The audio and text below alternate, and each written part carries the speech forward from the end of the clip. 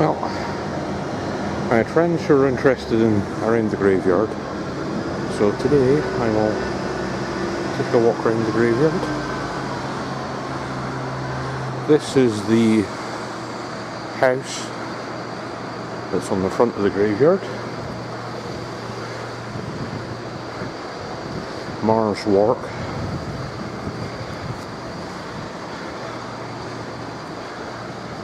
And I'll take a photo of the plate, but you can look it up online. This grand Renaissance house was built for the rich Earl of Mar, keeper of Stirling Castle. A richly decorated, elaborate facade just something the Earl's important. So yeah, you put some little gargoyles and other features. Cannon type protrusion at the top there. Now, the church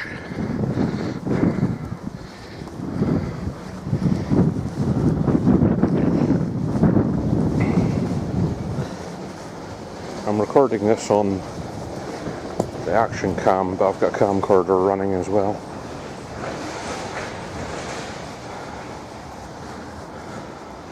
The Church of the Holy Rood.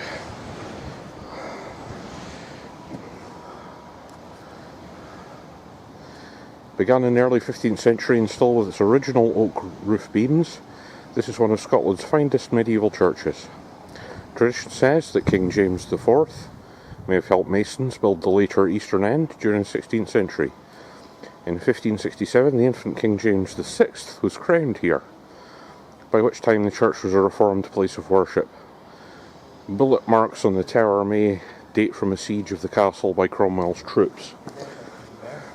So, I'll pull back.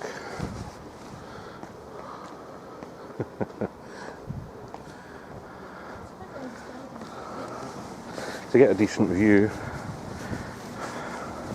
of the front. Well, there isn't really a front on this building, but yeah, you can see massive old medieval church.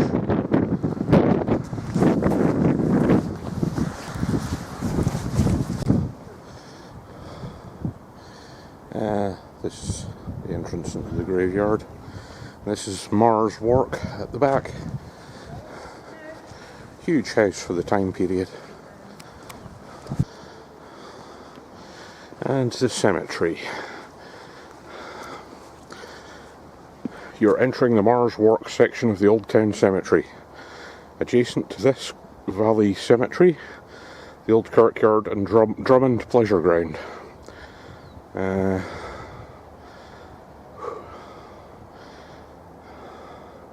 Kirkyard dates from medieval times, whilst the Valley Cemetery was established in 1857. Local businessmen and evangelists funded the new cemetery to celebrate Presbyterianism in Scotland. So, from here, you can see just how big that church is.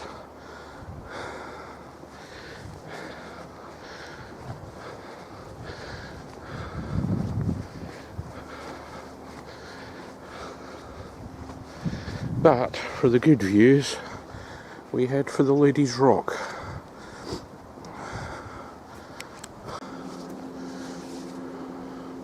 And yes, recording, you can see how steep the steps are to this beauty spot.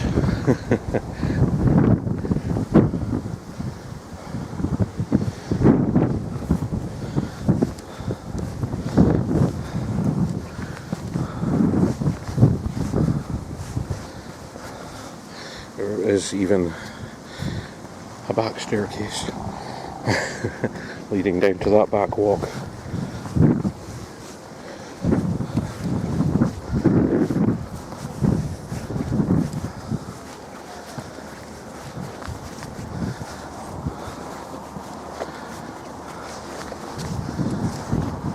They took one of the benches away. a few years ago.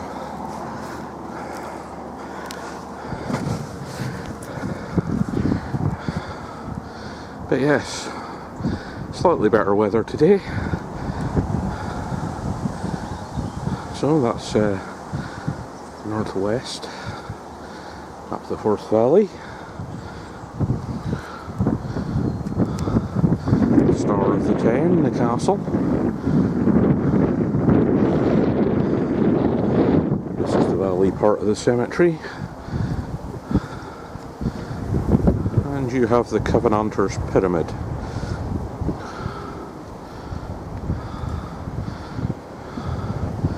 And southeast, more of the Forth Valley. You can see why I like this as a thinking spot.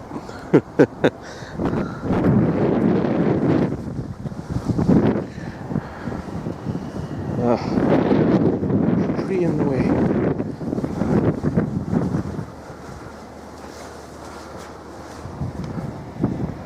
Yeah, try to get an angle on the monument. I'm probably going to have to go over back just to where I was.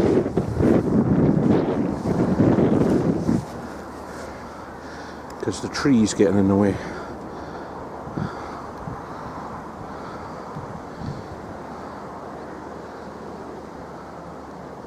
It's hard to see, look at the sun in my eyes.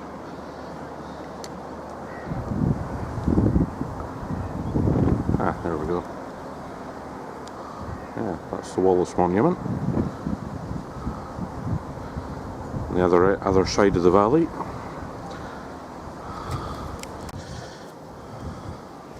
So, behind the church, this is basically the original graveyard.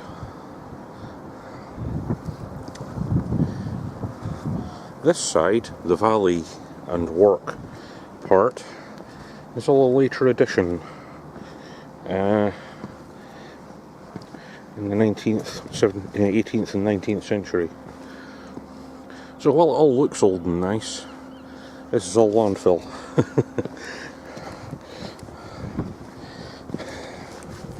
But you can tell Stirling used to be a wealthy place. Because, well, look at some of these graves. I mean, you can see photos online of this one. The statues. I'll go read the sign.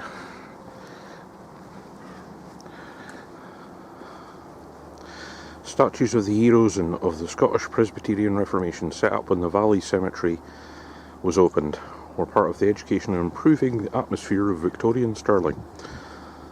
There are even cemetery guides. These enclosed figures represent the traditional story of Margaret Wilson, who, aged 18, was executed by drowning in the Solway Firth for refusing to renounce her Protestant faith. She had no connection with Stirling. The monument avoids the horror of her death and presents a more sentimental Victorian idealisation of women. Oh look, the Victorians changed history, who'd have thought? So yeah, you have the old section over there. This is the edge of the Marsh section, and that side is the Valley Cemetery.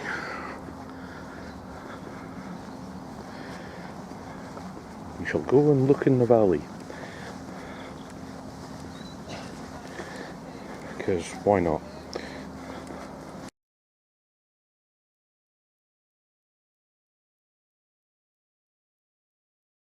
So the Valley Cemetery, part of the cemetery. Here we have the statue of John Knox, who used to preach in the church, rabble-rouser, Melville, and Henderson. The three statues in the middle. And they've let the bushes grow up so you can't see it from the front. But there's a type of font type thing in the front.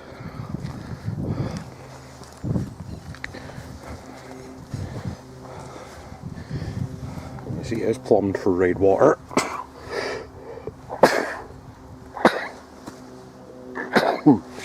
Excuse me. Oh, hay fever. Weather's nicer today. So yeah, we'll get to the pyramid in a minute, but we're heading in that direction. Where I was standing on to get the good view across the valley. The story goes that's where the ladies of the court used to watch, you know, the combat trials and all that bullshit, which is of course completely wrong. Because, you know, the valley cemetery, this bit in the middle, and large parts of the garden to the side there, and none of that would have been here in medieval period. It's all landfill. Built to house the cemetery, basically. But here's the newest part of the cemetery. It's the Commonwealth war graves. So, dead soldiers from all over the Commonwealth. Mostly Scotland, funnily enough. But you can see the castle battlements. Yeah, the gun ports.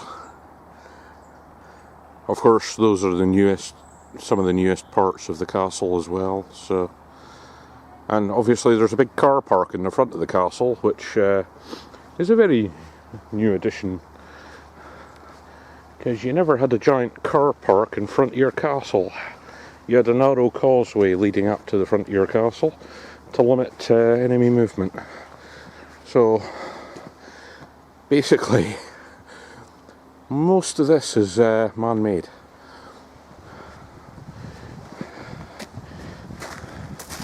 But, you know, giant quantities of soil moved to build the graveyard and the like. Because you can see the... I'll go over this side to give you a better view of the base of the castle. I'm not going to walk all the way around, but you can kind of see the castle straight onto the bedrock.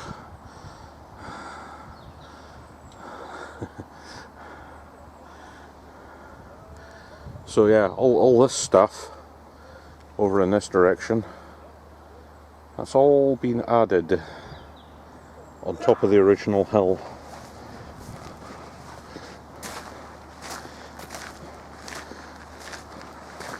And then at the end here you have a retaining wall for the edge of the cemetery to stop the cemetery sliding off down the hill. Because you can see it goes all the way around. I bet the foundations go quite deep on that wall. It's got an awful lot of hill to hold up. But yes, so this is the Commonwealth graves. You have to have served in the military to be buried in here.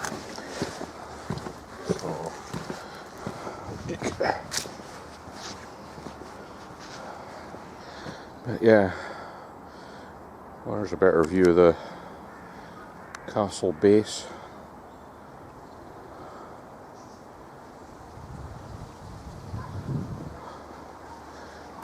Yes. And back towards the centre. So this is the Valley Cemetery, Ladies Rock, and you can tell it's a nicer day because we have tourists. They've come out of the woodwork, or students from foreign lands or something. Yeah, they weren't here on the rainy days. So, on this side we have the Drummond Pleasure Garden. Called that because the guy who paid for it, who's buried in here, was Drummond. So yeah, there's a nice sculpted gardeny bit which I'll go and look at.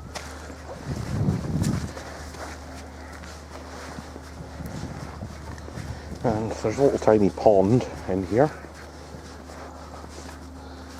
Pithy Mary. Little pond. Sign for Pithy Mary. This area was laid out as a public pleasure ground by the local seedsman and evangelist William Drummond. The Star Pyramid, which we'll get to, with its texts and emblems, was nearing completion in April 1863, when a Bible and the Confession of Faith were sealed into the inner chamber. It recalls the principles of the Reformation and publicised the famous Drummond Trace enterprises. The origin of the name Pithy Mary is unknown. Back behind is Mr. Drummond. And the wall behind is what separates the cemetery area from the car park in the castle. But we have the Star Pyramid. There are many of these scattered up and down the UK. Because religious people love sticking up monuments, let's face it. Celebrating kicking Catholicism to the curb, in the case of the UK.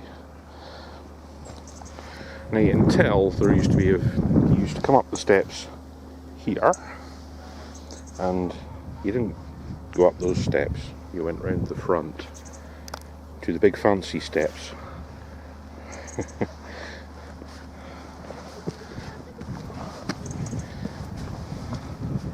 Because, you know, the nice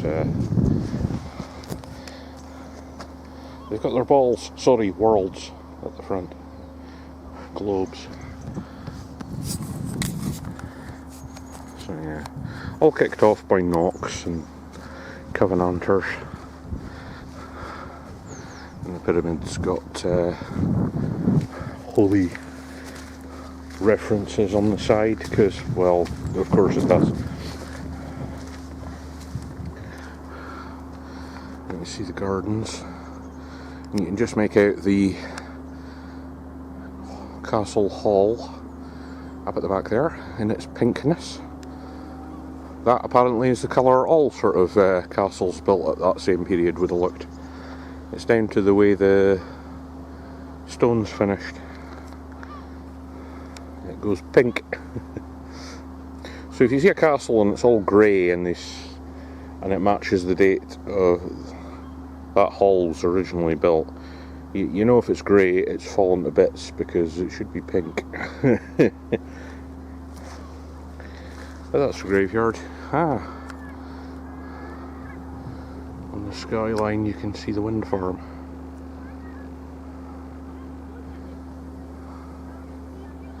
That'd have been going like the clappers a few days ago when the storm hit. Well, in fact, they might have had to shut it down to stop the motors overheating.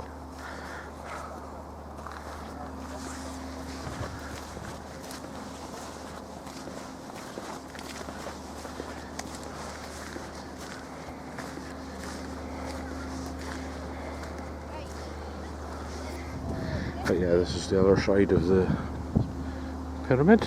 As you can see, yeah, the car park. Yeah. But yeah, amazing to think a shitload of this is landfill. Because yeah, why would you have big flat areas like this next to your castle? Yeah. But yeah, let's go read the sign, official sign for the this part of the for the pleasure ground.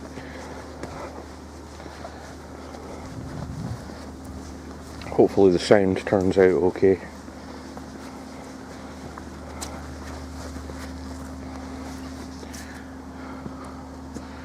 You are entering Drummond Pleasure Ground.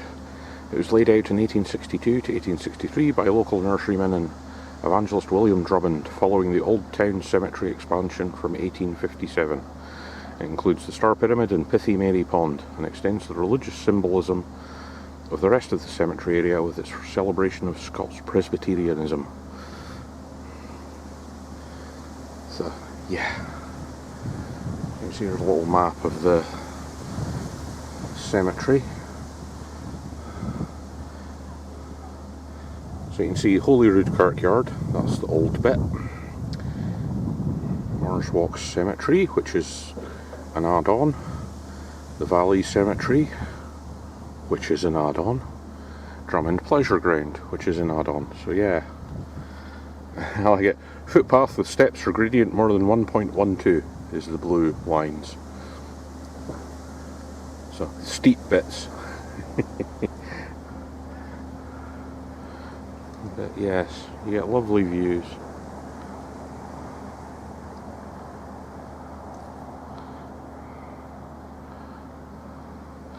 Yeah, can't even imagine what it would have looked like without all this man-made stuff in. A deep hole in the ground, I would imagine.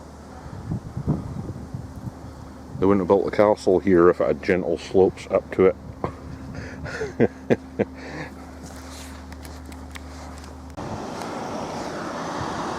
So yes, halfway back down the hill, just to show you the view. So over there is Bridge of Allan, further up the valley. Below the monument to the side there, in the trees in front of the hills at the back, is Stirling University.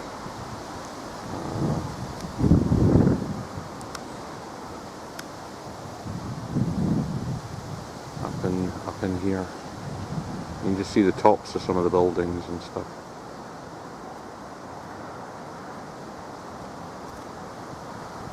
That house up on in the back, if I can get a clear shot of it, that's technically the Chancellor's house for the university. It's shaky. And then you have the world's largest member. And that Victorian architect really had some psychological issues. And the valley.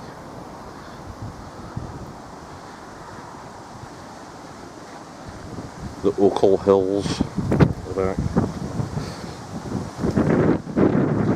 And yeah, you go further down the valley.